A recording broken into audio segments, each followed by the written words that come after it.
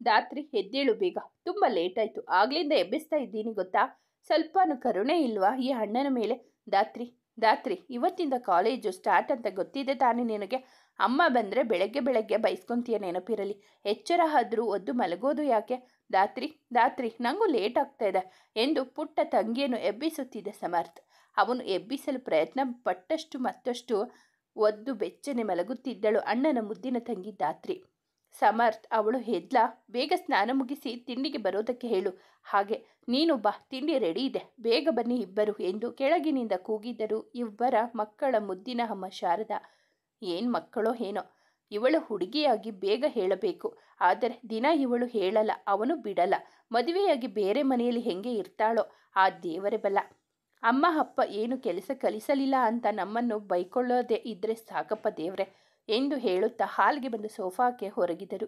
ಏನಾದರೂ ಹೇಳಿದ್ದೀಯಾ ಶಾರದಾ ಎಂದು ಕಣ್ಣೊಡೆದರು ಶಶಿಧರ್.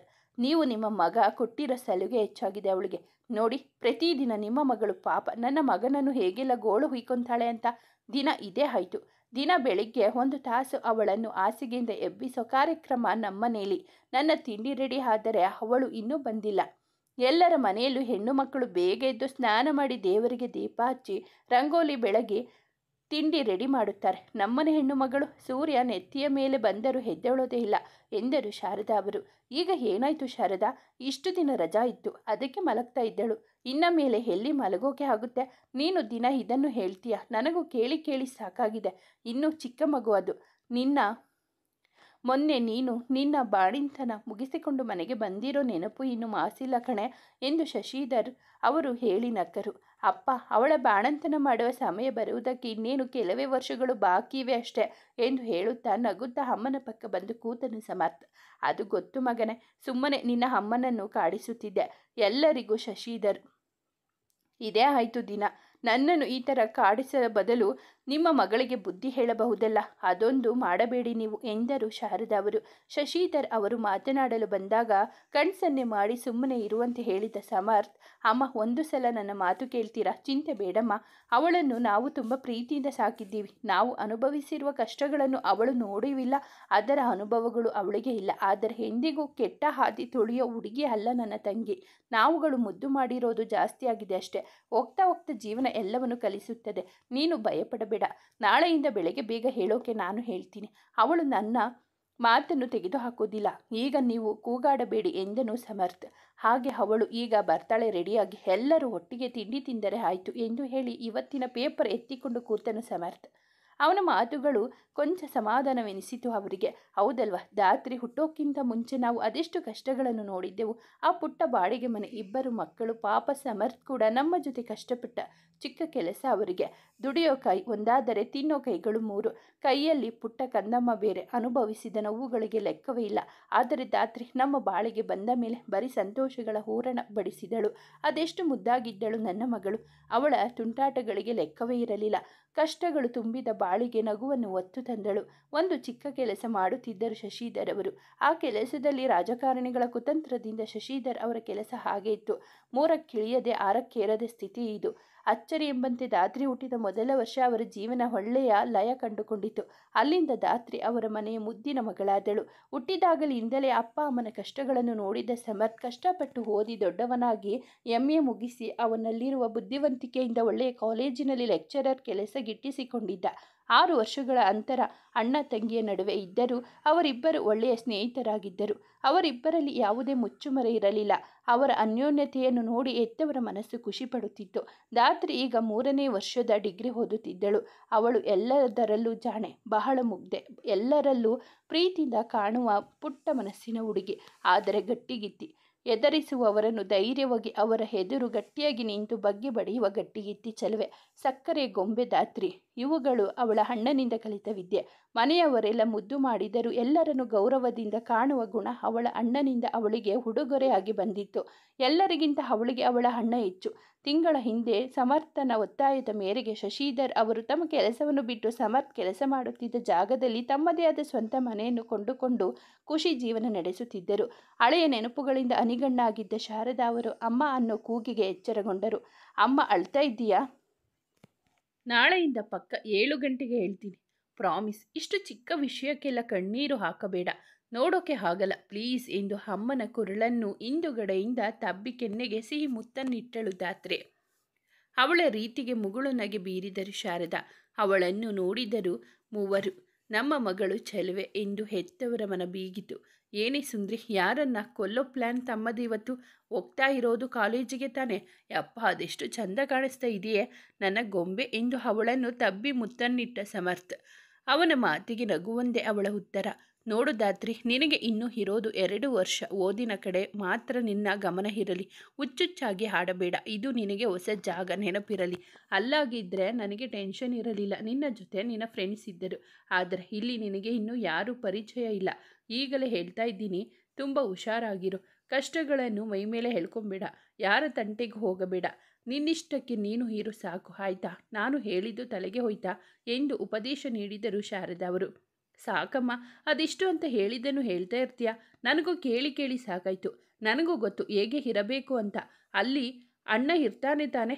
ನಾನು ಹೋಗ್ತಾ ಇರೋದು ಅಣ್ಣ ಹೋಗೋ ಕಾಲೇಜಿಗೆ. ಸೆಕ್ಷನ್ ಬೇರೆ ಬೇರೆ ಅಷ್ಟೇ. ಅವನು ಇದ್ದರೆ ನನಗೆ ಧೈರ್ಯ. ಅವನಿಗೆ ಹುಬ್ಬೇರಿಸುತ್ತಾ ನುಡಿದಳು ಧಾತ್ರಿ. ಅವಳ ಮಾತಿಗೆ ಅಪ್ಪ ಮಗ ನಕ್ಕರು. ನಿಮಗೆ ಹೇಗೆ ಗೊತ್ತಾಗಬೇಕು ನನ್ನ ಕಷ್ಟ? ನಗ್ರಿ ಎಲ್ಲರೂ ಎಂದರು ಶಾರದಾ ಅವರು. ನಿನ್ನ ಅಣ್ಣ ಇರ್ತಾನೆ ಅಂತಾನೆ ಭಯ ನನಗೆ. ಇವನು ಇದ್ದಾನೆ ಅಂತ ನೀನು ಹೆಚ್ಚಿಕೊಂಡು ಇರ್ತೀಯ. ಅವನು ನಿಂಗೆ ಧೈರ್ಯ. ಅವನಿಗೆ ಅವಳ ತಂಗಿ ಇದ್ದರೆ ಸಾಕು, ಮತ್ತೇನು ಬೇಡ ಎಂದು ನುಡಿದರು ಶಾರದಾ ಅವರು. ಮಿಸ್ಟರ್ ಶಶಿಧರ್, ನಿಮ್ಮ ಹೆಂಡತಿಗೆ ಸ್ವಲ್ಪ ಬುದ್ಧಿ ಹೇಳಿ. ಆಗಾಗ ನಮ್ಮ ಇಮೇಜಿಗೆ ಧಕ್ಕೆ ತರೋ ಥರ ಮಾತಾಡ್ತಾರೆ. ನನ್ನಂಥ ಒಳ್ಳೆ ಹುಡುಗಿ ನಿಮ್ಮ ಮಗಳಾಗಿ ಹುಟ್ಟಿದ್ದು ನಿಮ್ಮ ಪುಣ್ಯ. ಎಲ್ಲಿ ಹುಡುಕಿದರೂ ಇಷ್ಟು ಒಳ್ಳೆತನ ತುಂಬಿರೋ ಹುಡುಗಿ ಸಿಗಲ್ಲ.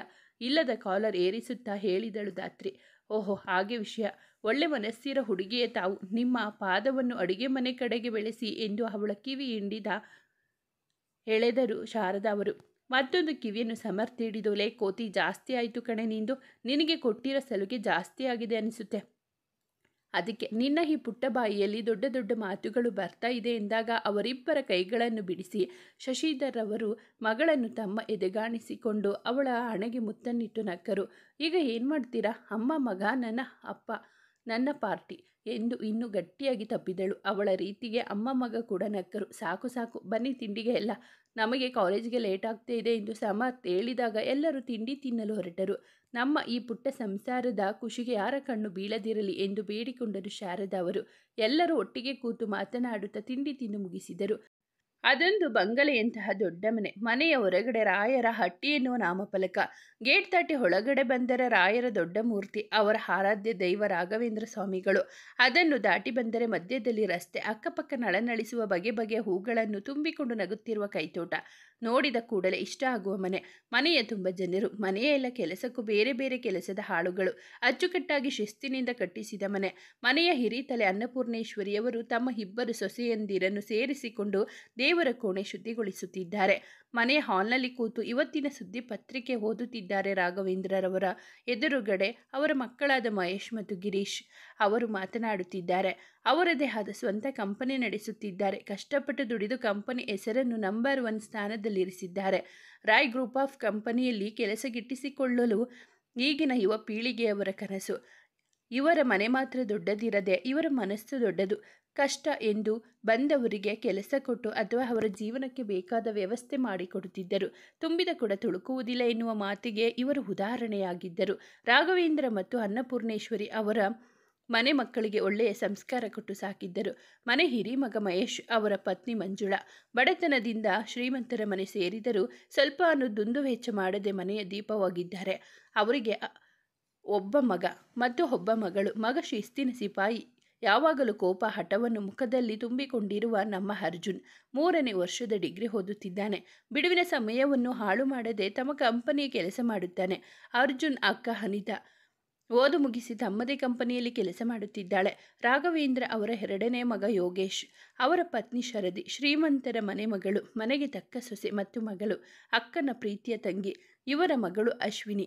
ಇದು ನಮ್ಮ ಅರ್ಜುನ್ ಮನೆಯ ಪರಿಚಯ. ದೇವರ ಪೂಜೆ ಮುಗಿಸಿ ಬಂದ ಅನ್ನಪೂರ್ಣೇಶ್ವರಿಯವರು ಮಂಗಳಾರತಿಯನ್ನು ಮೊಮ್ಮಕ್ಕಳಾದ ಅನು ಮತ್ತು ಅಶುಗೆ ನೀಡಿ ಹಾಲಿಗೆ ಬಂದು ಮಕ್ಕಳಿಗೂ ಹಾಗೂ ಗಂಡನಿಗೂ ಆರತಿ ನೀಡಿ ತಟ್ಟೆಯನ್ನು ಅನು ಕೈಯಲ್ಲಿ ಕೊಟ್ಟರು. ಮನೆಯ ಎಲ್ಲ ಸದಸ್ಯರು ಅವರಿಗೆ ಬಂದು ಸೇರಿದರು. ಎಲ್ಲರಿಗೂ ಬೆಳಗಿನ ಕಾಫಿ ನೀಡಿದರು ಮನೆಯ ಸೊಸೆಯರು. ನಾವೆಲ್ಲರೂ ಇಲ್ಲೇ ಇದ್ದೀವಿ. ನಮ್ಮ ಮೊಮ್ಮಗ ಎಲ್ಲಿ? ಅಶು ನಿಮಗೆ ಇವತ್ತು ಕಾಲೇಜ್ ಸ್ಟಾರ್ಟ್ ಅಲ್ವಾ ಎಂದು ರಾಘವೇಂದ್ರ ಅವರು ಕೇಳಿದಾಗ, ಹ್ಞೂ ತಾತ, ಇವತ್ತಿಂದ ನಮ್ಮ 3ನೇ ವರ್ಷದ ಡಿಗ್ರಿ ಶುರು. ಮತ್ತೆ ಅದೇ ಕಾಲೇಜು, ಅದೇ ಲೆಕ್ಚರರ್, ಅದೇ ಕ್ಲಾಸ್ ರೂಮ್ಸ್, ಎಲ್ಲ ಬೋರ್ ಎಂದು ಸಪ್ಪೆ ಮುಖ ಹೊತ್ತು ಅಶು ಅಲಿಯಾಸ್ ಅಶ್ವಿನಿ ಹೇಳಿದಾಗ, ಯಾಕಮ್ಮ ತಂಗಿಯಮ್ಮ, ಓದೋದು ಅಂದರೆ ಅಷ್ಟೊಂದು ಬೇಜಾರ? ಇದೇನಾದರೂ ನನ್ನ ತಮ್ಮ ಕೇಳಿಸಿಕೊಂಡರೆ ನಿನ್ನ ಕತೆ ಅಷ್ಟೇ ಮತ್ತೆ ಎಂದು ಹೇಳಿದಳು ಅನು ಅಲಿಯಾಸ್ ಅನಿತಾ. ಅದು ನಿಜ ಅನು ಅಕ್ಕ, ನನ್ನ ಪುಣ್ಯನೋ ನನ್ನ ಕರ್ಮನೋ ಗೊತ್ತಿಲ್ಲ. ಆ ಪರ್ಫೆಕ್ಟ್ ಮನುಷ್ಯನಂದೆ ಕ್ಲಾಸ್ ವರಸೆಯಲ್ಲಿ ನನ್ನ ಅಣ್ಣ ಆಗಬೇಕು. ಆದರೆ ನಮ್ಮಿಬ್ಬರದು ಒಂದೇ ಏಜ್.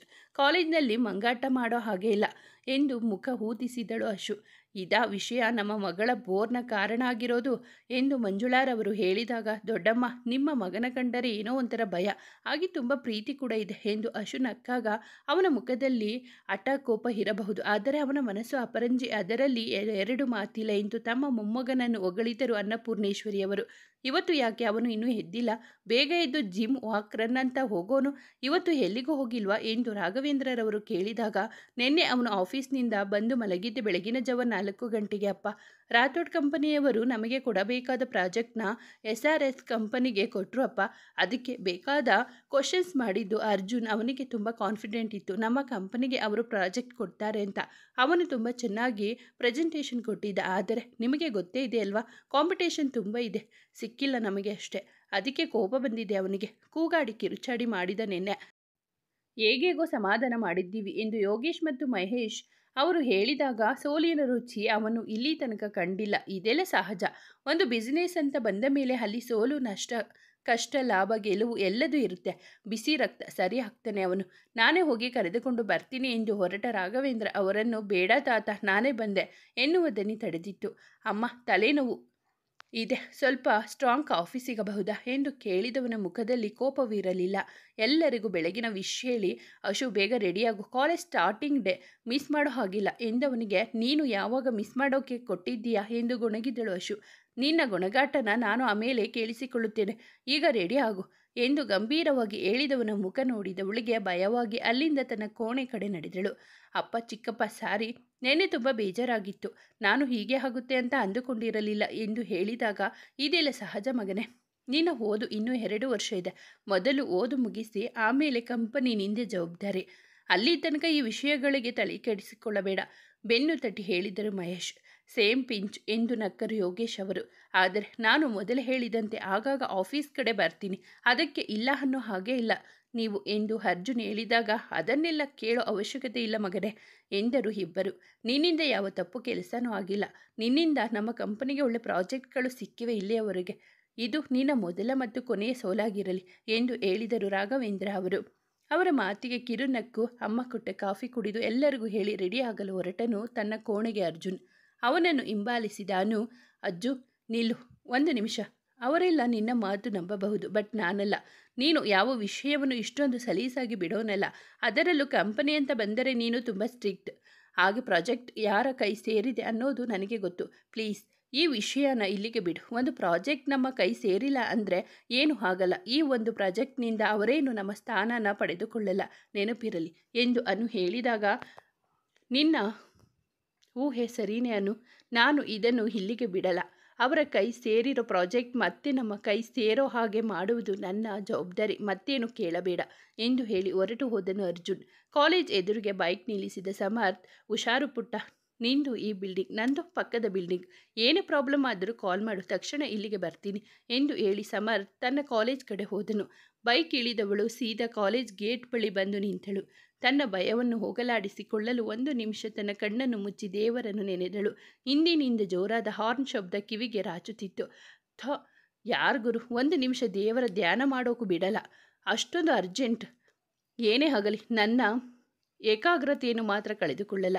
ಎಷ್ಟು ಹಾರ್ನ್ ಹೊಡೆದ್ರು ಅಷ್ಟೇ ಸ್ವಾಮಿ, ನಾನು ಕೇಳುವುದನ್ನು ದೇವರ ಹತ್ತಿರ ಕೇಳಿಕೊಂಡ ಮೇಲೇನೆ ದಾರಿ ಬಿಡೋದು ಎಂದು ತನ್ನ ಹಠ ಬಿಡದೆ ಹಾಗೆ ಕಣ್ಣು ಮುಚ್ಚಿಯೇ ನಿಂತಳು ಮುದ್ದುಗೊಂಬೆ. 1 ನಿಮಿಷದವರೆಗೂ ಅಲ್ಲಾಡದೆ ಹಾಗೆ ನಿಂತಿದ್ದಳು ಹುಡುಗಿ. ಕಾರ್ನಲ್ಲಿ ಕೂತು ಹಾರ್ನ್ ಹೊಡೆಯುತ್ತಿದ್ದ ಅರ್ಜುನ್ಗೆ ಕೋಪ ನೆತ್ತಿಗೆ ಏರುತ್ತಿತ್ತು. ಅರ್ಜುನ್, ಅವಳೇ ಯಾರು? ಲೂಸ್ ಅವಳಿಗೆ. ಆಗಿಂದ ಹಾರ್ನ್ ಹೊಡಿತಾ ಇದ್ರು ಕೇಳದೆ ಇರೋ ಥರ ಒಂದೇ ಪೊಸಿಷನ್ನಲ್ಲಿ ನಿಂತಿದ್ದಾಳೆ. ಛೆ, ಇದೊಳ್ಳೆ ಕತೆ ಆಯ್ತಲ್ಲ ಇವಳದ್ದು ಎಂದು ಮುಖವನ್ನು ಕೆಂಪಗಾಗಿಸಿ ನುಡಿದಿದ್ದನು. ಅಶು ಫೋನ್ನಲ್ಲಿ ಮುಳುಗಿ ಹೋಗಿದ್ದಳು. ಧಾತ್ರಿ ಹಾಗೆ ನಿಂತಿದ್ದಳು, ತನ್ನ ಬೇಡಿಕೆಗಳನ್ನು ದೇವರಿಗೆ ಹೇಳುತ್ತಾ. ದೇವರೇ, ದಯವಿಟ್ಟು ಒಳ್ಳೆ ಫ್ರೆಂಡ್ಸ್ ಸಿಗೋ ಥರ ಮಾಡು. ಓದದೇ ಇದ್ರೂ ರ್ಯಾಂಕ್ ಬರೋ ಥರ ಮಾಡು. ಪ್ರಾಜೆಕ್ಟ್ ಎಲ್ಲ ಮಾಡುವಾಗ ಒಳ್ಳೆ ಟೀಮ್ ಸಿಗೋ ಥರ ಮಾಡು ಎಂದು ಒಂದಾದ ಮೇಲೊಂದು ಬೇಡಿಕೆಗಳ ಸಲ್ಲಿಕೆ ಆಗುತ್ತಿತ್ತು. ಅರ್ಜುನ್ ಒಡೆಯುತ್ತಿದ್ದ ಹಾರ್ನನ್ನು ಲೆಕ್ಕಿಸಲಿಲ್ಲ ಹುಡುಗಿ. ಅರ್ಜುನ್ ಕಾರ್ನಿಂದ ಇಳಿದು ಅವಳ ಎದುರಿಗೆ ಹೋಗಿ ನಿಂತ. ಹಲೋ, ಹುಡುಗಿ, ನೀನಾಗೆ ಸೈಡ್ಗೆ ಹೋಗ್ತೀಯೋ ಅಥವಾ ನಾನೇ ಕೈ ಹಿಡಿದು ಎಳೆದು ಸೈಡ್ಗೆ ಹಾಕ್ಲಾ ಎಂದು ಕೇಳಿದನು ಅರ್ಜುನ್. ಇರಯ್ಯ, 1 ನಿಮಿಷ. ದೇವರ ಹತ್ರ ಬೇಡಿಕೊಳ್ಳುತ್ತಾ ಇರುವುದು ಕಾಣಿಸ್ತಾ ಇಲ್ವ ನಿನಗೆ? ಇಡೀ ದಿನ ಇಲ್ಲೇ ಕೂತು ಇರೋಕೆ ನನಗೆ ಏನು ತಲೆ ಕೆಟ್ಟಿಲ್ಲ, ಅಥವಾ ಇದೇನು ನನ್ನ ಮನೇನೂ ಅಲ್ಲ ಎಂದು ಕಣ್ಣು ಮುಚ್ಚಿ ಉತ್ತರಿಸಿದಳು ಧಾತ್ರಿ. ದಾರಿ ಮಧ್ಯೆ ನಿಂತಿರೋದಲ್ಲದೆ ತಲೆ ಹರಟೆ ಬೇರೆ ಮಾತಾಡ್ತೀಯ ಎಂದು ಹೇಳಿದ ಅರ್ಜುನ್. ಹಾಗೆ ಅವಳ ಕೈ ರಟ್ಟೆ ಹಿಡಿದು ಸೈಡ್ಗೆ ಎಳೆದು ಬಿಟ್ಟ. ಕಣ್ಣು ಮುಚ್ಚಿ ನಿಂತವಳು ಕಣ್ಣು ಬಿಟ್ಟಳು.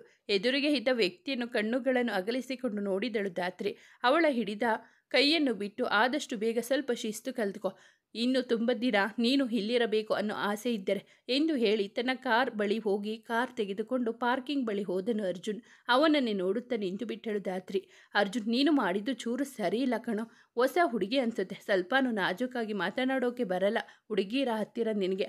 ಅಷ್ಟೊಂದು ಹೊರಟಾಗಿ ಮಾತಾಡಿ ರೂಢಾಗಿ ಬಿಹೇವ್ ಮಾಡೋ ಅವಶ್ಯಕತೆ ಇರಲಿಲ್ಲ ಕಣೋ ಎಂದಳು ಅಶು. ನಿನ್ನ ಹತ್ರ ಹೇಳಿದರೆ ನನ್ನ ಮಾತಿಗಿಂತ ನಿನಗೆ ಮೊಬೈಲ್ ಹೆಚ್ಚಾಯಿತು.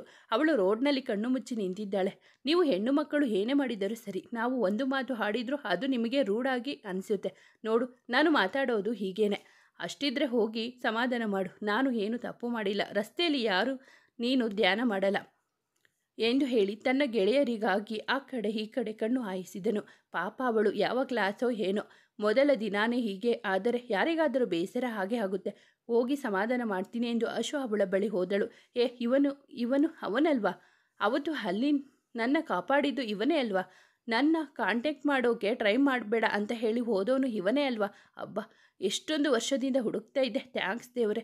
ಇವನಿಗಾಗಿ ಹುಡುಕಾಡದೇ ಇರೋ ಜಾಗನೇ ಇಲ್ಲ ಚಿಕ್ಕಮಗಳೂರಿನಲ್ಲಿ. ಥ್ಯಾಂಕ್ಸ್ ದೇವ್ರೆ ಎಂದು ಮನಸ್ಸಲ್ಲಿ ಹೇಳಿಕೊಳ್ಳುತ್ತಾ ಹಾಗೆ ನಿಂತಿದ್ದಳು.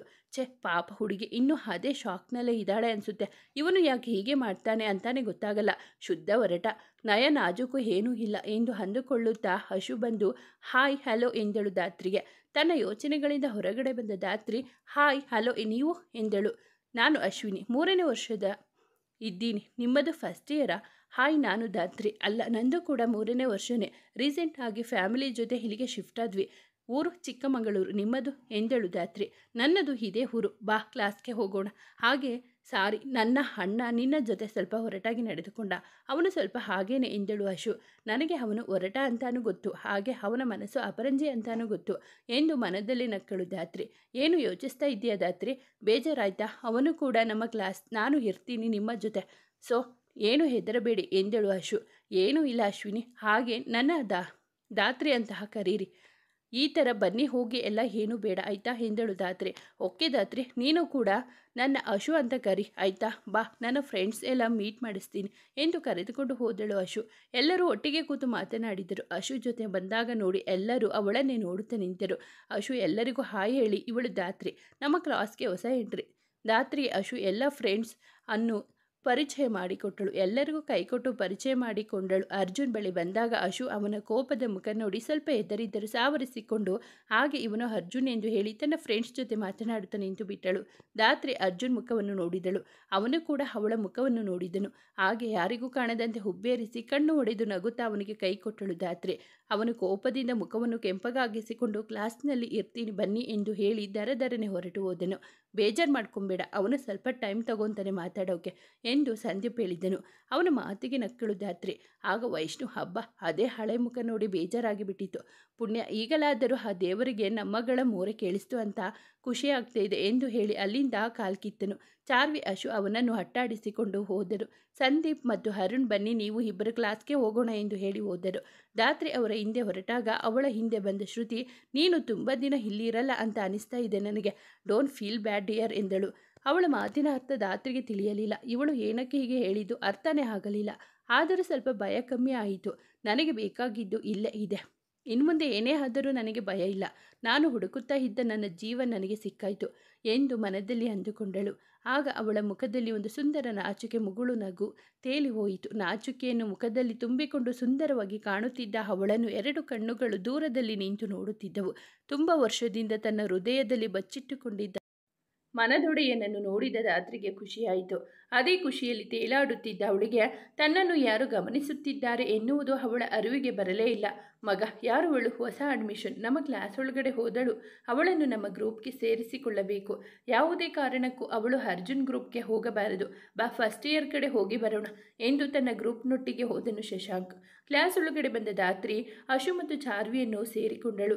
ಎಲ್ಲರೂ ಮಾತನಾಡುತ್ತಿದ್ದರು. ತುಂಬ ದಿನದ ಬಿಡುವಿನ ನಂತರ ಎಲ್ಲರೂ ಒಟ್ಟಿಗೆ ಸೇರಿದ್ದರಿಂದ ಎಲ್ಲರೂ ತಮ್ಮದೇ ಆದ ಮಾತುಕತೆಯಲ್ಲಿ ಮಗ್ನರಾಗಿದ್ದರು. ಧಾತ್ರಿ ಅಶು ಮತ್ತು ಚಾರ್ವಿಯ ಜೊತೆ ಮಾತನಾಡುತ್ತಿದ್ದರು. ಅವಳ ಗಮನ ಪೂರ್ತಿ ಅರ್ಜುನ್ ಮೇಲೆ ಇತ್ತು. ಧಾತ್ರಿ ಅವನನ್ನು ಗಮನಿಸುತ್ತಿರುವುದು ತಿಳಿದರೂ ಅರ್ಜುನ್ ತನಗೆ ಸಂಬಂಧವೇ ಇಲ್ಲ ಅನ್ನುವಂತೆ ಸುಮ್ಮನೆ ಕುಳಿತಿದ್ದ. ಯಪ್ಪ, ಅದೆಷ್ಟು ಕೊಬ್ಬು ಇವನಿಗೆ! 3 ವರ್ಷದ ಹಿಂದೆ ಹೇಗೆ ಇದ್ದನೋ ಈಗಲೂ ಹಾಗೆ ಇದ್ದಾನೆ, ಸ್ವಲ್ಪನೂ ಬದಲಾಗಿಲ್ಲ. ನನ್ನನ್ನು ಯಾವತ್ತಿಗೂ ಹುಡುಕೋಕೆ ಟ್ರೈ ಮಾಡಬೇಡ ಅಂತ ಹೇಳಿ ಹೋದೆ ನೀನು. ಆದರೆ ನೀನು ಹೋಗುವಾಗ ನನ್ನ ಹೃದಯನ ಕದ್ದು ಹೋಗಿದ್ದು ಯಾಕೆ? ನಿನ್ನ ಹೆಸರು ಊರು ಹಿಂದೆ ಮುಂದೆ ಗೊತ್ತಿಲ್ಲದೆ ಗುಟ್ಟಾಗಿ ನಿನ್ನ ಪ್ರೀತಿ ಮಾಡಿದ್ದೀನಿ. ಇವತ್ತು ನೀನು ನೀನಾಗಿ ನನ್ನ ಕಣ್ಣಿಗೆ ಕಾಣಿಸಿಕೊಂಡೆ ಅಂದರೆ ನೀನು ನನ್ನವನು ಅಂತ ಅರ್ಥ ತಾನೆ. ತುಂಬ ಖುಷಿಯಾಗ್ತಾ ಇದೆ ಎಂದು ಅವನ ಮುಖವನ್ನೇ ನೋಡುತ್ತಾ ತನ್ನ ಮನದ ಮಾತನ್ನು ಅವಳಿಗೆ ಹೇಳುತ್ತಿದ್ದಳು ತನ್ನ ಮನಸ್ಸಿನಲ್ಲೇ. ಕ್ಲಾಸ್ಗೆ ಶಶಾಂಕ್ನ ಎಂಟ್ರಿ ಕೂಡ ಆಗಿತ್ತು. ಧಾತ್ರಿಯನ್ನು ನುಂಗುವಂತೆ ನೋಡುತ್ತಾ ತನ್ನ ಜಾಗಕ್ಕೆ ಹೋಗಿ ಕುಳಿತಿದ್ದ. ತನ್ನನ್ನು ಅವನು ನೋಡಿದ ರೀತಿ ಅವಳಿಗೆ ಇಷ್ಟ ಆಗದೆ ಇರಿಸು ಮುರಿಸಾಗಿ ತಲೆ ತಗ್ಗಿಸಿ ಕುಳಿತಳು. ಸಣ್ಣಗೆ ಧ್ವನಿಯಲ್ಲಿ, ಅಶು, ಅವನೇ ಯಾರು ಎಂದಳು ಧಾತ್ರಿ. ಅವನೊಬ್ಬ ಹೀಡಿಯಟ್, ನೋಡಿದರೆ ಮೈಯೆಲ್ಲ ಹುರಿಯುತ್ತೆ. ಶಶಾಂಕ್ ಅಂತ ಅವನ ಹೆಸರು. ಅವನ ಗುಂಪು ಅದು. ಸ್ವಲ್ಪ ಹುಷಾರಾಗಿ ಇರು. ಅವನೊಂಥರ ಕೆಟ್ಟ ಹುಳು, ಭೂಮಿಗೆ ಭಾರ, ಕೂಳಿಗೆ ದಂಡ ಅನ್ನೋ ಜಾತಿಯವನು. ತಾನು ಹುಟ್ಟಿದ ಮಜಾ ಮಾಡೋಕೆ ಅಂತ ತಿಳಿದುಕೊಂಡಿರೋ ಪ್ರಾಣಿ ಇದು. ಇವತ್ತಿಗೆ ಇಷ್ಟು ಸಾಕು ಅವನ ಗುಣಗಾನ ಮಾಡಿದ್ದು. ಆದರೆ ಅವನ ಜೊತೆ ಮಾತಿಗೆ ಹೋಗಬೇಡ ಅಷ್ಟೆ ಎಂದಳು ಅಶು. ಅವನು ನನ್ನ ನುಂಗೋ ಹಾಗೆ ನೋಡಿದ. ನೀನು ನೋಡಿದ್ಯಾ? ಅಶು ಒಂಥರ ಭಯ ಆಗೋಯ್ತು ಅವನ ನೋಟ ಎಂದಳು ಧಾತ್ರಿ. ಅವನು ನೋಡೋದೇ ಹಾಗೆ. ಅವನಿಗೆ ಎಲ್ಲ ಹೆಣ್ಣು ಮಕ್ಕಳು ಭೋಗದ ವಸ್ತುಗಳ ಹಾಗೆ ಕಾಣೋದು ಎಂದಳು ಅಶು. ಏನು ಹೇಳ್ತಾ ಇದ್ದೀಯಾ? ಪಾಪ, ಅವಳ ಮುಖ ನೋಡು. ಮೊದಲೇ ಹೆದರಿ ಹೋಗಿದ್ದಾಳೆ. ಅದರ ಜೊತೆಗೆ ನೀನು ಬೇರೆ. ಅವಳಿಗೆ ಹೀಗೆ ಹೇಳಿ ಹೆದರಿಸಿದರೆ ನಾಳೆಯಿಂದ ಅವಳು ಕಾಲೇಜಿಗೆ ಬರಲ್ಲ ಎಂದಳು ಚಾರ್ವಿ. ಭಯಪಡಬೇಡ, ಅವನ ಬಗ್ಗೆ ಸ್ವಲ್ಪ ಗೊತ್ತಿದ್ರೆ ಒಳ್ಳೆಯದು ಅಂತ ನಿನಗೆ ಹೇಳಿದೆ ಅಷ್ಟೆ ಎಂದು ಅವಳ ಕೈ ಮೇಲೆ ತನ್ನ ಕೈಯನ್ನು ಇಟ್ಟು ಸಮಾಧಾನಿಸಿದಳು ಅಶು. ಥ್ಯಾಂಕ್ಸ್ ಕಣೆ ಅಶು. ಮೊದಲ ದಿನಾನೇ ನೀನು ನನಗೆ ತುಂಬ ಆತ್ಮೀಯ ಆದೆ. ಯಾಕೆ ಅಂತ ನನಗೆ ಗೊತ್ತಿಲ್ಲ ಎಂದು ನಕ್ಕಳು ಧಾತ್ರಿ. ಹೆದರಬೇಡ ಆಯ್ತಾ ಎಂದಳು ಅಶು. ಆದರೆ ನಾನು ಬೇರೆ ಅಂತ ಅರ್ಥನಾ? ನನ್ನ ಬಿಟ್ಟು ಅಲ್ವಾ ನೀವಿಬ್ರು ಎಂದು ಮುಖ ಊದಿಸಿದಳು ಚಾರ್ವಿ. ಅಯ್ಯೋ ಇಲ್ಲ ಕಣಮ್ಮ, ನಿನ್ನ ಬಿಟ್ಟು ನಾವು ಆರಾಮಾಗಿ ಇರೋಕೆ ಆಗುತ್ತಾ ಎಂದು ಇಬ್ಬರನ್ನು ಬಳಸಿ ಹೇಳಿದಳು ಅಶು. ಅಶು, ನೀನು ತುಂಬ ಒಳ್ಳೆಯವಳು ಅಂತ ಗೊತ್ತು ನಮಗೆ, ಆದರೆ ಓವರ್ ಡ್ರಾಮಾ ಏನು ಬೇಡ ಎಂದು ಹೇಳಿದಳು ಶ್ರುತಿ. ಎಲ್ಲರೂ ನಗುತ್ತಾ ಮಾತನಾಡುತ್ತಾ ಇರುವಾಗ ಕ್ಲಾಸ್ಗೆ ಲೆಕ್ಚರರ್ ಬಂದರು. ಎಲ್ಲರೂ ಸುಮ್ಮನಾದರು. ಮೊದಲ ದಿನವಾಗಿದ್ದರಿಂದ ವಿಶೇಷ ಕ್ಲಾಸ್ಗಳೇನೂ ಇರಲಿಲ್ಲ. ಎಲ್ಲರೂ ಹರಟೆ ಹೊಡೆಯುತ್ತಾ ಕ್ಯಾಂಟೀನ್ ಕಡೆ ನಡೆದರು. ಅಶು, ಚಾರ್ವಿ ಮತ್ತು ಧಾತ್ರಿ ಮಾತನಾಡುತ್ತಾ ಕ್ಯಾಂಟೀನ್ ಕಡೆ ಹೆಜ್ಜೆ ಹಾಕುತ್ತಿದ್ದರು. ಶಶಾಂಕ್ ಧಾತ್ರಿಯನ್ನು ಅಡ್ಡ ಹಾಕಿದ. ಹಾಯ್ ಬುಲ್ಬುಲ್, ನಾನು ಶಶಾಂಕ್ ಎಂದು ಅವಳನ್ನು ತಬ್ಬಿಕೊಳ್ಳಲು ಬಂದ. ಅವನನ್ನು ತಡೆದಳು ಧಾತ್ರಿ. ಯಾಕೆ, ಏನಾಯಿತು? ಓಹೋ, ಇವರಿಬ್ಬರು ಇದ್ದಾರೆ ಅಂತಾನಾ? ನೀವಿಬ್ಬರು ಹೋಗ್ರೆ ಎಂದು ಹೇಳಿದ. ಏನೋ ಮೊದಲ ದಿನಾನೇ ಇದೆಲ್ಲ ಚೆನ್ನಾಗಿರೋಲ್ಲ, ಹೋಗ್ತಾ ಇರು. ಅವಳ ತಂಟೆಗೆ ಬರಬೇಡ ಎಂದು ಹೇಳಿದಳು ಅಶು. ಬಾ ಧಾತ್ರಿ ಎಂದು ಅವಳ ಕೈ ಹಿಡಿದಳು ಅಶು. ಏನೇನಿದು? ಅವಳ ಜೊತೆ ಮಾತಾಡ್ತಾ ಇರೋದು ನಾನು, ನಿನ್ನ ಜೊತೆ ಅಲ್ಲ, ಹೋಗ್ತಾ ಇರು ಎಂದನು ಶಶಾಂಕ್. ಬೇಡ ಶಶಾಂಕ್, ಸುಮ್ಮನೆ ಹೋದರೆ ಸರಿ. ಈ ವಿಷಯ ಅರ್ಜುನ್ಗೆ ಗೊತ್ತಾದರೆ ನಿನ್ನ ಸುಮ್ಮನೆ ಬಿಡಲ್ಲ ಎಂದು ಚಾರ್ವಿ ಹೇಳಿದಾಗ, ಹೋಗಲ್ಲ ಅಂದರೆ ಏನು ಮಾಡ್ತೀಯಾ? ಅರ್ಜುನ್ ಕರಿತೀಯಾ? ಅವನು ಬಂದರೆ ನನಗೇನು? ನಾನು ಇವಳ ಜೊತೆ ಮಾತಾಡೋಕೆ ಅವನ ಪರ್ಮಿಷನ್ ಬೇಕಾ ಎಂದು ಹೇಳಿದಳು ಶಶಾಂಕ್. ಧಾತ್ರಿ, ಚಾರ್ವಿ ಬನ್ನಿ, ಇವನ ಜೊತೆ ಏನು ಮಾತು ನಮ್ಮದು. ಕೋಣನ ಮುಂದೆ ಕಿನ್ನರಿ ಬಾರಿಸಿದರೆ ಏನು ಪ್ರಯೋಜನ ಇಲ್ಲ ಎಂದಳು ಅಶು. ಪಾಪ, ಇವನ ಜೊತೆ ಕೋಣನ ಯಾಕೆ ಹೋಲಿಸ್ತೀಯ? ಸುಮ್ಮನೆ ಪಾಪದ ಪ್ರಾಣಿ ಕೋಣಕ್ಕೆ ಅವಮಾನ ಮಾಡಬೇಡ ಅಶು ಎಂದಳು ಚಾರ್ವಿ. ಇದು ಸ್ವಲ್ಪ ಜಾಸ್ತಿ ಆಯಿತು ಚಾರ್ವಿ ಆ್ಯಂಡ್ ಅಶ್ವಿನಿ. ಅರ್ಜುನ್ ಜೊತೆ ಇದ್ದೀರಾ ಅಂತ ಏನು ಬೇಕಾದರೂ ಮಾತನಾಡಬಹುದು ಅಂತ ಅಂದ್ಕೊಂಡಿದ್ರೆ ಅದು ತಪ್ಪು. ನೀವಾಗೆ ಕೆಣಕಿದ್ದೀರಾ, ನನ್ನ ನೆನಪಿರಲಿ. ಈ ಶಶಾಂಕ್ ಯಾವುದನ್ನು ಲೈಟಾಗಿ ತಗೊಳ್ಳಲ್ಲ ಎಂದು ತನ್ನ ತೋರು ಬೆರಳನ್ನು ಅವರಿಗೆ ತೋರಿಸುತ್ತಾ ನುಡಿದನು ಶಶಾಂಕ್. ಆಯ್ತಾ, ನಾವು ಹೋಗಬಹುದಾ ಎಂದು ಅವನನ್ನು ಮತ್ತೆ ಕೆಣಕಿ ಧಾತ್ರಿ ಮತ್ತು ಚಾರ್ವಿಯ ಕರೆದುಕೊಂಡು ಬಂದಳು ಅಶು. ನಗುತ್ತಾ ಬರುತ್ತಿದ್ದ ಮೂವರನ್ನು ನಿಲ್ಲಿಸಿದನು ಸಂದೀಪ್. ಯಾಕೆ ಲೇಟ್? ಮಾತೆ ಮುಗಿಯಲ್ಲ ಅಲ್ವಾ ನಿಮಗೆ ಎಂದನು. ಹಾಗೇನಿಲ್ಲ ಸಂದೀಪ್, ಬರುವಾಗ ನಾಯಿ ಅಡ್ಡ ಬಂತು, ಸೊ ಲೇಟ್ ಆಯಿತು ಎಂದು ಹೇಳಿದಳು ಅಶು. ಅವಳ ಮಾತನ್ನು ಕೇಳಿಸಿಕೊಂಡ ಶಶಾಂಕ್ ಅವಳನ್ನು ಗುರಾಯಿಸಿದ. ನಾಯಿನ? ಅದು ಬೊಗಳೋ ನಾಯಿ, ಅದಕ್ಕೆಲ್ಲ ತಲೆ ಕೆಡಿಸಿಕೊಳ್ಳೋ ಅವಶ್ಯಕತೆ ಇಲ್ಲ ಕಣೆ ಎಂದು ಹೇಳಿದ. ಅವನ ಮಾತಿಗೆ ಎಲ್ಲರೂ ಜೋರಾಗಿ ನಕ್ಕರು. ಶಶಾಂಕ್ ಎಲ್ಲರ ಮುಖ ನೋಡಿ ಗುರಾಯಿಸಿ ಅಲ್ಲಿಂದ ಕಾಲ್ಕಿತ್ತ. ಮಾತು ಸಾಕು, ಇವಾಗ ಯಾರ್ಯಾರಿಗೆ ಏನೇನು ಬೇಕೋ ಆರ್ಡರ್ ಮಾಡಿ ಎಂದನು ಅರ್ಜುನ್. ಅರೆ ಅಜ್ಜು, ಅಂತೂ ಮಾತಾಡಿದ್ಯಲ್ಲ ನೀನು, ಮಾತೆ ಹಾಡಲ್ವೇನೋ ಅಂತ ಅಂದ್ಕೊಂಡಿದ್ದೆ ಎಂದಳು ಶ್ರುತಿ. ಎಕ್ರೋ, ಬೇಗ ಬೇಗ ಯಾರಿಗೆ ಸಿಗುತ್ತೆ ನೋಡೋಣ ಎಂದಳು ಅಶು. ಏನು ಬಿತ್ತು ಕೆಳಗಡೆ, ಏನಾಯ್ತು ಅಶು ಎಂದನು ಮನೋಜ್. ಅದೇ ಕಣ್ರೋ, ಈಗಷ್ಟೇ ಅರ್ಜುನ್ ಅವರ ಬಾಯಿಂದ ಮಾತಿನ ಮುತ್ತು ಬಿತ್ತು. ಅದನ್ನು ಹುಡುಕಿ ಜೀವನವನ್ನು ಧನ್ಯ ಮಾಡಿಕೊಳ್ಳೋಣ ಅಂತ ಎಂದಳು ಅಶು. ಸಿಡುಕು ಮೂತಿ ಯಾವಾಗ ನೋಡಿದ್ರು ಎಂದಳು ಚಾರ್ವಿ. ಅವಶ್ಯಕತೆ ಇದ್ದಷ್ಟೇ ಮಾತನಾಡಬೇಕು. ಇಡೀ ದಿನ ಮಾತಾಡ್ತಾ ಇರೋದಕ್ಕೆ ನನ್ನನ್ನೇನು ಅಶು ಅಂದ್ಕೊಂಡೆ ಚಾರ್ವಿ? ಮಾತು ಹಿತಮಿತವಾಗಿರಬೇಕು, ಆಗ ಮಾತ್ರ ಚಂದ ಎಂದನು ಅರ್ಜುನ್. ಅಷ್ಟೇ ಅಲ್ಲ, ಮತ್ತೇನು ಗೊತ್ತಾ, ಇವಳೆ ನನ್ನೆಲ್ಲ ಮಾತುಗಳನ್ನೆಲ್ಲ ತೆಗೆದುಕೊಂಡಿದ್ದಾಳೆ ಎಂದು ಅಶುನ ರೇಗಿಸಿದ. ಬೇಡ ಬೇಡ ಕಣೋ, ನಾನೇನು ನಿನ್ನ ಹತ್ತಿರ ಮಾತನಾಡಬೇಡ ಅಂತ ಏನು ಹೇಳಿಲ್ಲ ಎಂದು ಹೇಳಿದಳು ಅಶು. ಹೋಗೆಲೆ, ನನಗೆ ಅವಾಜಾಗ್ತೀಯಾ? ಆ ಬಾಯಿಗೆ ಪ್ಲಾಸ್ಟರ್ ಹಾಕಿ ಬಿಡ್ತೀನಿ ನೋಡು ಎಂದನು ಅರ್ಜುನ್. ನೀನು ಪ್ಲಾಸ್ಟರ್ ಹಾಕೋದು ನನಗೆ ಜೋಕ್? ನಾನು ನಿನ್ನ ಕೈಗೆ ಸಿಕ್ಕರೆ ತಾನೆ ಎಂದು ನಕ್ಕಳು ಅಶು. ಏನೇ ಹೇಳು, ನೀನೇ ಜಾಸ್ತಿ ಮಾತಾಡೋದು. ಅರ್ಜುನ್ ಪಾಪ ತುಂಬ ಸೈಲೆಂಟ್. ನೀನು ಅವನು ಅಣ್ಣ ತಂಗಿ ಅಂತ ಹೇಳೋಕ್ಕೆ ಆಗಲ್ಲ ಅಲ್ವಾ ಎಂದಳು ಶ್ರುತಿ. ನೀನು ಯಾವಾಗ ಅರ್ಜುನ್ ಬಿಟ್ಟುಕೊಟ್ಟಿದ್ದೀಯ ಶ್ರುತಿ? ಯಾವಾಗಲೂ ನೀನು ಅವನ ಹಿಂದೆ ಮುಂದೆ ಸುತ್ತೋಳೆ ಎಂದು ಅವಳನ್ನು ಛೇಡಿಸಿದಳು ಚಾರ್ವಿ. ಹಾಗೆ ಚಾರ್ವಿ ದಾತ್ರಿ ಮುಖ ಸಪ್ಪೆ ಆಯಿತು. ತಲೆ ತಗ್ಗಿಸಿ ಕೂತವಳು ತಲೆ ಎತ್ತಿ ಅರ್ಜುನ್ ಮುಖ ನೋಡಿದಳು. ಅದೇ ಸಮಯಕ್ಕೆ ಅರ್ಜುನ್ ಕೂಡ ದಾತ್ರಿಯ ಮುಖ ನೋಡಿದ. ತನ್ನ ನೋಟವನ್ನು ಬದಲಾಯಿಸುತ್ತಾ ಸರಿ ಬೇಗ ಊಟ ಮುಗಿಸಿ ಮನೆಗೆ ಹೋಗೋಣ ಎಂದನು ಅರ್ಜುನ್. ಎಲ್ಲರೂ ಬೇಗ ಊಟ ಮುಗಿಸಿದರು. ದಾತ್ರಿ ಮಾತ್ರ ಮುಖವನ್ನು ಸಪ್ಪೆ ಮಾಡಿಕೊಂಡು ಊಟ ಮಾಡದೆ ತಟ್ಟೆಯಲ್ಲಿ ಕೈಯಾಡಿಸುತ್ತಾ ಆಟವಾಡುತ್ತಿದ್ದಳು. ಆಗ ಅಶು, ದಾತ್ರಿ ಏನಾಯಿತು? ಊಟ ಮಾಡು ಬೇಗ ಎಂದಳು. ಇಲ್ಲ ಸಾಕು ಅಶು ಎಂದಳು ದಾತ್ರಿ. ಯಾಕೆ? ಸರಿಯಾಗಿ ಊಟ ಮಾಡು. ದಾತ್ರಿ, ಸಂಕೋಚ ಮಾಡಿಕೊಳ್ಳಬೇಡ. ಮುಖ ಯಾಕೆ ಸಪ್ಪಗೆ ಮಾಡಿಕೊಂಡೆ ಎಂದನು ಸಂದೀಪ್. ಯಾಕೆ ಎಲ್ಲರೂ ಅಷ್ಟು ಒತ್ತಾಯ ಮಾಡ್ತಾ ಇದ್ದೀರಾ ಅವಳನ್ನು? ಅವಳಿಗೆ ಬೇಕು ಅಂದರೆ ತಿಂತಾಳೆ, ಅವಳೇನು ಚಿಕ್ಕ ಮಗು ಅಲ್ಲ ಎಂದಳು ಶ್ರುತಿ. ಅದೇನು ಅಂತ ಮಾತಾಡ್ತೀಯ ಶ್ರುತಿ? ಅವಳು ಕೂಡ ನಮ್ಮ ಫ್ರೆಂಡ್ ಎಂದನು ಮನೋಜ್. ಅವಳಿಗೆ ಕಾಳಜಿ ತೋರಿಸಿದರೆ ಏನೂ ಆಗಲ್ಲ, ನಿನ್ನ ಗಂಟೇನೂ ಕಮ್ಮಿ ಆಗಲ್ಲ. ಅವಳಿಗೆ ಇದು ಹೊಸ ಜಾಗ, ಸಂಕೋಚ ಬೇಡ ಅಂತ ಅಷ್ಟೇ ಹೇಳ್ತಾ ಇರೋದು ನಾವು ಎಂದು ಹೇಳಿದಳು ಅಶು. ಶ್ರುತಿಯ ಮಾತಿಗೆ ಬೇಸರಗೊಂಡ ದಾತ್ರಿ, ಸಾರಿ, ನನಗೋಸ್ಕರ ನೀವುಗಳು ಜಗಳ ಮಾಡಬೇಡಿ ಪ್ಲೀಸ್. ನಾಳೆ ಸಿಗ್ತೀನಿ, ಬಾಯ್. ನನಗೇನು ಬೇಸರ ಇಲ್ಲ, ಬರ್ತೀನಿ ಎಂದು ಹೇಳಿ ಅಲ್ಲಿಂದ ಹೊರಗಡೆ ಬಂದಳು. ಹೊರಗಡೆ ಬಂದವಳು ಅಣ್ಣನಿಗೆ ಕಾಲ್ ಮಾಡಿದಳು. ಅಣ್ಣ ಬೇಗ ಬಾ ಅಣ್ಣ ಎಂದಳು ದಾತ್ರಿ. ಬಂದೆ ಗೊಂಬೆ, ಒಂದು 20 ಮಿನಿಟ್ಸ್ ವೆಯ್ಟ್ ಮಾಡ್ತಾ ಇರು, ಬರ್ತೀನಿ ಎಂದು ಸಮರ್ಥ ಹೇಳಿದನು. ಅವನಿಗಾಗಿ ಕಾಯುತ್ತಾ ಕಾಲೇಜ್ ಗೇಟ್ ಬಳಿ ನಿಂತಳು. ಈಗ ಸಮಾಧಾನ ಆಯಿತು. ಪಾಪ ಅವಳು, ಏನು ಅಂತ ನೀನು ಅಷ್ಟೊಂದು ರೂಢಾಗಿ ಮಾತಾಡ್ತೀಯಾ? ಅವಳಿಗೆ ಬೇಸರ ಆಗಲ್ವ ಎಂದಳು ಚಾರ್ವಿ. ನನಗಿಂತ ಈಗ ಸ್ವಲ್ಪ ಹೊತ್ತಿನ ಮುಂಚೆ ಪರಿಚಯ ಆದ ಅವಳ ಹೆಚ್ಚು ನಿಮಗೆ. ಅವಳಿಗೋಸ್ಕರ ನನ್ನ ಹತ್ತಿರ ಜಗಳ ಮಾಡ್ತಾ ಇದ್ದೀರಾ ಎಲ್ಲರೂ ಅಲ್ವಾ? ನೋಡು ಅಜ್ಜು, ನೀನು ಯಾಕೆ ಸುಮ್ಮನೆ ಇದ್ದೀಯಾ? ನೀನು ಬಯ್ಯೋ ನನಗೆ ಎಂದಳು ಅಳುತ್ತಾ. ಶ್ರುತಿ, ನೀನು ಈಗ ಕಣ್ಣೀರು ಹಾಕಿದರೆ ಏನು ಬದಲಾಗಲ್ಲ ಶ್ರುತಿ ಎಂದಳು ಅಶು. ಸಾಕು ಮಾತಾಡಿದ್ದು, ಮನೆಗೆ ಹೋಗೋಣ ಎಂದನು ಅರ್ಜುನ್. ಎಲ್ಲರೂ ಅಲ್ಲಿಂದ ಪಾರ್ಕಿಂಗ್ ಲಾಟ್ ಕಡೆ ಬಂದರು.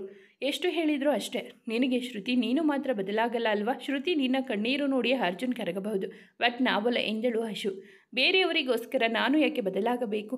ನಾನು ಬದಲಾಗಲ್ಲ, ನಾನು ಇರೋದೇ ಹೀಗೆ ಎಂದು ಹೇಳಿ ತನ್ನ ಬೈಕ್ ತೆಗೆದುಕೊಂಡು ಮನೆಯ ದಾರಿ ಹಿಡಿದಳು ಶ್ರುತಿ. ಎಷ್ಟು ಹೇಳಿದರೂ ನೀನು ಅಷ್ಟೇ ಮಾತು ಆಡೋದನ್ನು ನಿಲ್ಲಿಸಲು ಅಲ್ವಾ ಅಶು? ಅವಳು ಇರೋದೇ ಹಾಗೆ ಅಂತ ನಿನಗೆ ಗೊತ್ತು ತಾನೆ, ಮತ್ತೆ ಯಾಕೆ ಅವಳಿಗೆ ಬುದ್ಧಿ ಹೇಳೋ ಚಾಳಿ ಬಿಡಲ್ಲ ನೀನು ಎಂದು ಗದರಿದನು ಅರ್ಜುನ್. ನೋಡು ಅರ್ಜುನ್, ಇಷ್ಟು ಚಿಕ್ಕ ವಿಷಯನ ಇಷ್ಟೊಂದು ದೊಡ್ಡದು ಮಾಡೋ ಅವಶ್ಯಕತೆ ಇರಲಿಲ್ಲ. ಎಲ್ಲರೂ ನನ್ನ ಮಾತ್ರ ವಿಚಾರಿಸ್ಕೊಬೇಕು ಅನ್ನೋ ಚಾಳಿ ಇರೋದು ನನಗಲ್ಲ, ಅವಳಿಗೆ.